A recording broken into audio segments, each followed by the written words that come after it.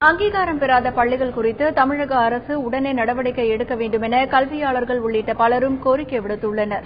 ஒரு 5 லட்சம் மாணவர்கள் படிக்கக்கூடிய தனியார் பள்ளிகளில் சில குறைகள் இருக்கிறது.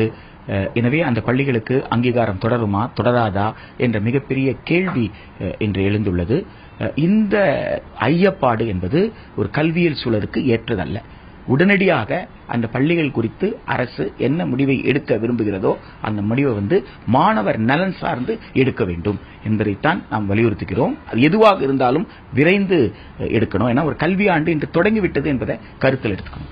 ஏற்கனவே கல்வித்துறை இயக்குநர் தேவராஜன் அவர்கள் வழங்கிய அந்த ஆய்வின் அடிப்படையில், அவர் வழங்கியிருக்கிற அந்த கருத்துக்களின் அடிப்படையில் அரசு உடனடியாக தலையிட்டு இதற்கு ஒரு நல்ல முடிவினை எடுத்து மாணவர்களின் நலன் காக்க வேண்டும், மாணவர்களுக்கான அந்த கல்விச் சூழலை நல்லதொரு சூழலில் ஏற்படுத்தி தர வேண்டும் என்று சொல்லி தமிழ்நாடு மாணவர் பெற்றோர் சங்கம் கேட்டுக்கொள்கிறது.